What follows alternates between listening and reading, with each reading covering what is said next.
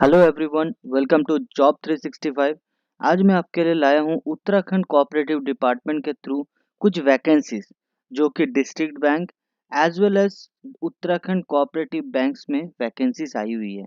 तो चलिए आज देखते हैं कि किस तरीके से वैकेंसीज में अप्लाई किया जाता है एंड क्या क्या रिक्वायरमेंट्स है, कब इसका लास्ट डेट है। चलिए शुरू करते हैं। तो जैसे कि आप देख पा रहे हैं, आप अभी उत्तराखंड कोऑपरेटिव डिपार्टमेंट की ऑफिशियल वेबसाइट पे देख पा रहे हैं।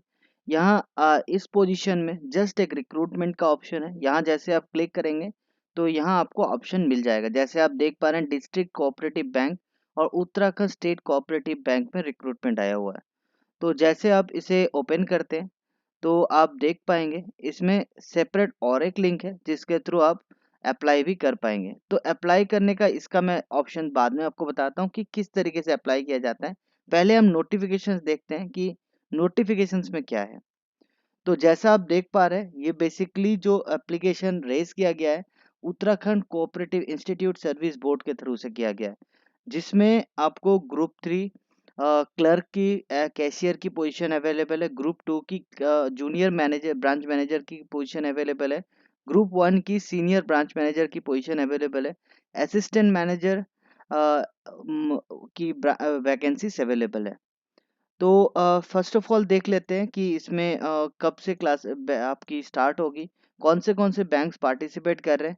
तो अभी जैसे आप देख पा रहे हैं, district cooperative bank limited Dehradun participate कर रहे हैं, हरिद्वार डिस्ट्रिक्ट कोऑपरेटिव बैंक भी पार्टिसिपेट कर रहे हैं।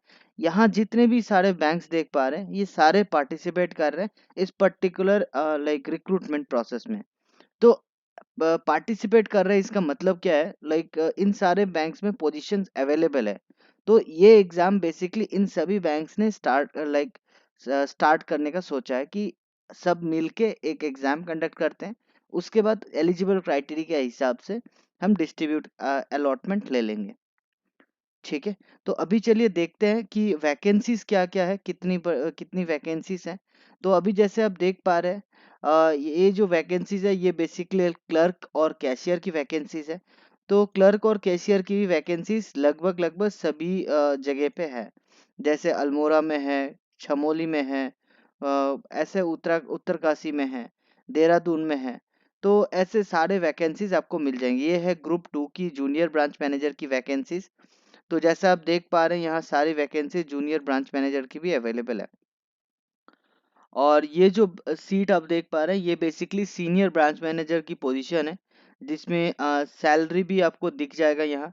और इसके साथ साथ मैं अभी आपको दिखाने जा रहा हूँ, ये बेसिकली जो आप देख पा रहे हैं ये ग्रुप 1 मैनेजर की है। तो ग्रुप 1 मैनेजर में बेसिकली सिर्फ 2 पोजीशन ही अवेलेबल है।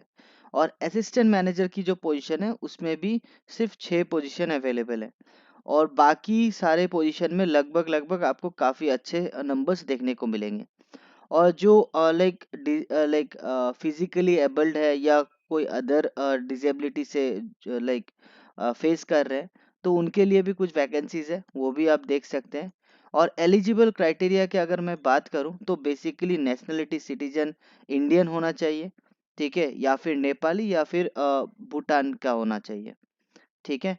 और ST SC and other backward class के लिए 5 इयर्स का एज रिलैक्सेशन दिया गया है। और पर्सन विद डिसेबिलिटी का जो 10 इयर्स का लाइक एज रिलैक्सेशन दिया हुआ है। एक्स सर्विसमैन जो है कमीशन है, लाइक फोर्स में या कोई अदर सर्विस में, उनके लिए 5 इयर्स का एज रिलैक्सेशन दिया हुआ है। और अभी हम देखने जा रहे हैं कि हर एक पोजीशन में क्या क्या वैकेंसीज रिक्वायर्ड है। तो बेसिकली जो कैशियर का पोजीशन है या फिर क्लर्क का पोजीशन है, उसमें बेसिकली नॉर्मल ग्रेजुएट भी होंगे तो भी चलेगा, लाइक आप एलिजिबल हैं, आप अप्लाई कर सकते हैं। जूनियर ब्रांच मैनेजर में भी आपको सेम पोजीशन रिक्वायर्ड रहेगा, ग्रेजुएशन आप रिकॉग्नाइज्ड यूनिवर्सिटी से होंगे तो आप अप्लाई कर सकते हैं।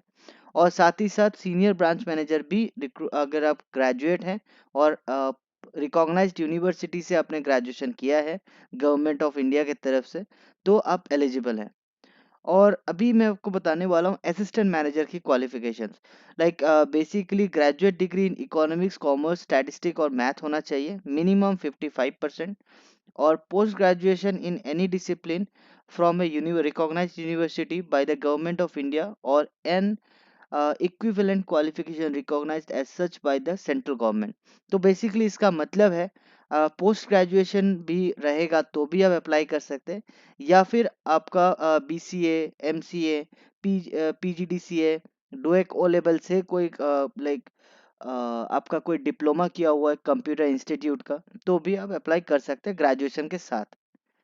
ये ग्रेजुएशन एंड पोस्ट ग्रेजुएशन तो रहेगा ही। अब उन दोनों में से कोई एक आपका क्वालिफिकेशन होना चाहिए, ठीक है। बट उसके साथ साथ ये कंप्यूटर का नॉलेज आपको होना चाहिए, ठीक है जी। और मैनेजर के लिए बेसिकली जो ग्रेजुएशन डिग्री होना चाहिए इकोनॉमिक्स, कॉमर्स, स्टैटिस्टिक और मैथ में, इन सभी में से कोई भी एक सब्जेक्ट में आपका रहेगा तो भी आप अप्लाई कर सकते हैं। एटलीस्ट 60% मार्क्स होना चाहिए आपका, परसेंटेज जो होना चाहिए वो 60% होना चाहिए आपको, ठीक है। और इसके साथ साथ अगर आपका पोस्ट ग्रेजुएशन भी किया हुआ है एंड मिनिमम 55% है तो आप अप्लाई कर सकते हैं। और इसके साथ साथ आपको एक कंप्यूटर की नॉलेज लगेगी, जिसमें बेसिकली डुएक ओ लेवल का सर्टिफिकेट रहेगा तो भी चलेगा, BCA MCA किया हुआ है तो भी आप एलिजिबल हैं। और बाकी मैं एक बार चेक कर लेता हूँ कुछ इम्पोर्टेंट छूट गया है क्या। तो बेसिकली जैसा मैं देख पा रहा हूँ यहाँ जो सब्जेक्ट्स कवर किए जाएंगे वो reasoning, numerical ability, general and financial ability, Hindi language, English language and computer knowledge. तो ये सारे सब्जेक्ट्स आपको सभी एग्जाम्स में कवर किए जाएंगे, चाहे वो क्लर्क हो, जूनियर ब्रांच मैनेजर हो, सीनियर ब्रांच मैनेजर हो, सभी एग्जाम्स में। मैनेजर के लिए भी सेम पोजीशन है। तो बेसिकली ये सारे सब्जेक्ट आपको मैंडेटरी रहेंगे। और जो सबसे इम्पोर्टेंट चीज़ है मैं आपको हाईलाइट करके बताना चाहूँगा, सबसे इम्पोर्टेंट चीज़ है वो बेसिकली ये जो आप देख पा रहे हैं। सो ये जो एग्ज़ाम है सिर्फ उत्तराखंड के, लाइक उत्तराखंड में ऐसा नहीं है कि आपको उत्तराखंड में जाके एग्ज़ाम देना है। लाइक उत्तराखंड के बाहर भी कुछ सेंटर्स अवेलेबल हैं जिसके थ्रू आप एग्ज़ाम्स दे सकते हैं। लाइक उत्तराखंड में देहरादून में है, हल्द्वानी में है, रुड़की में है। और इसके अलावा उत्तराखंड के बाहर जो सेंटर्स अवेलेबल हैं वो न्यू दिल्ली में है, लखनऊ में है एंड मेरठ में है, ठीक है। और ये जो एग्ज़ाम है ये बेसिकली चेंज नहीं हो सकता। आप एक बार अगर चेंज ऐड कर लेते हैं एप्लीकेशन के टाइम में तो ये चेंज नहीं कर सकते हैं। तो इसके साथ साथ जो मैं एक बार चेक कर लेता हूँ, बाकी सारे जो डिटेल्स है आपके एप्लीकेशन प्रोसेस है वो आपको फिल करना होगा, like identity details, qualification details, सारा कुछ आपको फिल करना होगा।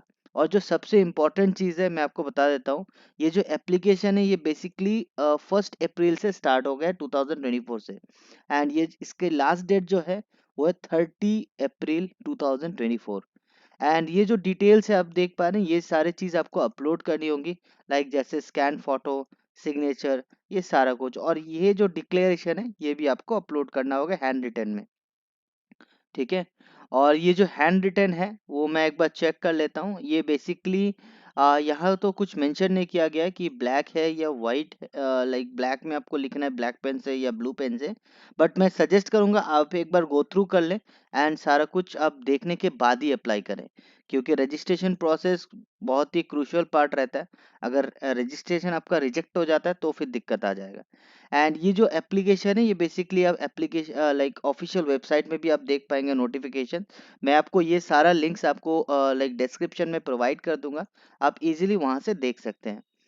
और इसकी जो फी स्ट्रक्चर है मैं एक बार चेक कर लेता हूँ फी स्ट्रक्चर की क्या लाइक सिचुएशन है।